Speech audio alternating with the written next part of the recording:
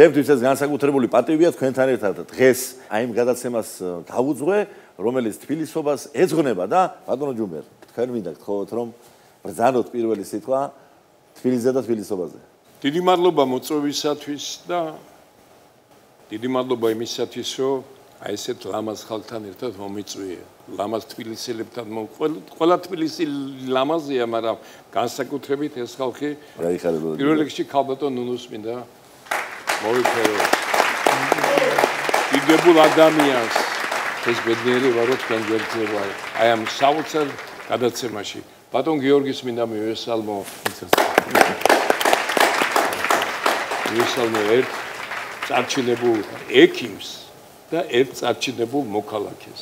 მადლობა ჩემი თემური, ჩვენი განუმეორებელი ადამიანი, კაც რომელსაც საოცარ ადამიანურ თვისებებთან ერთად განუმეორებელი მუსიკალური ნიჭი აქვს. თბილისი ხო ადამიანების ქალაქია. თბილისი ხო ადამიანური სიყვარულის გამტარებელი ქალაქია და აი თემურიას გახლავთ და დიდი მადლობა მისათვის ბატონო. მინდა სიყვარული მივაგებო ჩემ ჯემას და ჩემ გიას, ჩემს ორ ძმას და დალოცული ბრძანდებოდნენ. მაპატი. დიდი მადლობა.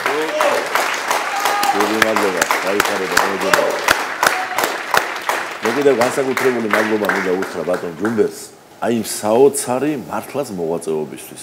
ჯერ პირველ რიგში რა თქმა უნდა შევახსენებ ჩვენ საზოგადოებას იმას, რაც ისედაც შესანიშნავად იცის, რომ აი იმ ოქროს თაობის, სუხიშვილების ოქროს თაობის გამორჩეული წევრი და ყველასათვის დასამახსოვრებელი საოცარი სოლისტი გახდათ, რომელთაც მთელი მსოფლიო შემოიარეს და ყველგან გაიტანეს ჩვენი ტრადიციული ხელოვნების დიდება და ამას გარდა უნიკალური ჩანაწერები, რომელიც დღეს ჩვენ გვაქვს, სრულად სხვადასხვა ჟანრში და რაც ხორციელდებოდა მაშინ მელოდიაში, რომელიც ერთადერთი იყო, სადაც შესაძლებელი იყო პროფესიულად ჩაწერა ამ ყველაფრის.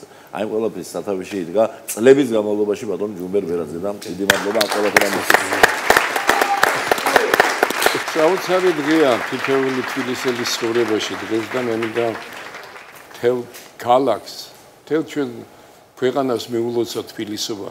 იმდენად რამდენადაც თბილისი მარტო თბილისელებს არ ეკუთვნის, თბილისი მთელ საქართველოს ეკუთვნის, ის არ ქალაქია, დედაქალაქია, ყველას ქალაქია აბსოლუტურად და მე ბედნიერი ვარ, რომ დღევანდელ დღეს მეძლევა საშუალება თქვენთან ერთად ჩემ ქალაქს მიულოცო.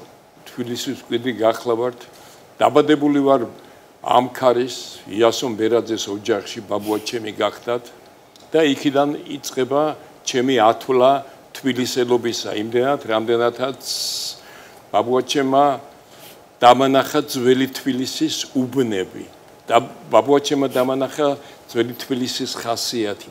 ბაბუაჩემის მეგობრები გახდნენ ძალიან ცნობილი ოქრომჭედელი ამბროსი ჯიქია და აქვსენტი ჯანგველაძე. აქვსენტი ჯანგველაძე გახდათ ქალაქში განთქმული თამა და მოსიყვარული და მომფერებელი კაცი მთელი ქალაქისა და რა თქმა უნდა ძალიან ხშირად ერთად იკრიფებოდნენ და ბაბუამ ჯერ კიდევ ძალიან პატარა მომცა საშუალება რომ ძველი თბილისი დამეთვალიერებია.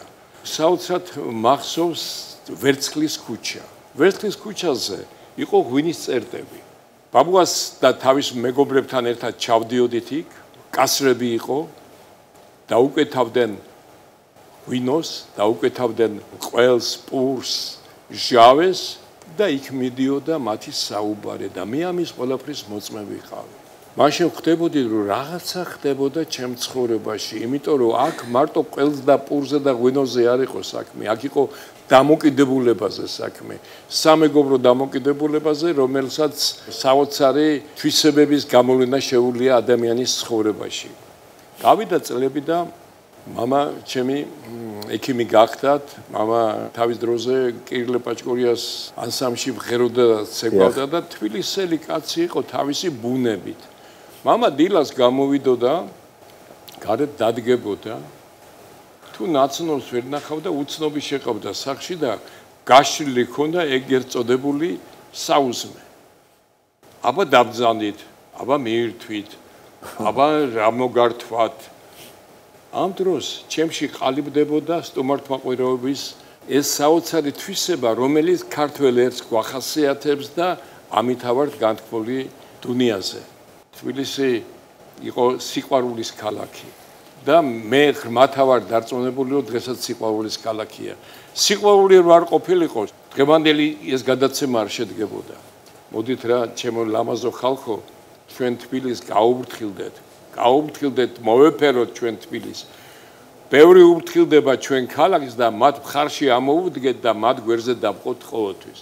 დაიხარეთ ბატონო. დიდი მადლობა.